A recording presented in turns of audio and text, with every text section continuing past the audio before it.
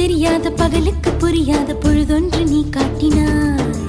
இதயத்தில் நீ இருப்பதனால் நான் தூங்கும் நேரத்தில் என்னுள்ளே தூங்காமல் நெஞ்சுக்குள் வாயாடினாய். கண்ணாடி நீ கடிகாரம் நான் உன்னுள்ளே ஓடோடி வாழ்வே. காதல் எனும் கடுதாசி நீ என்றென்றும் அன்புடன் நான்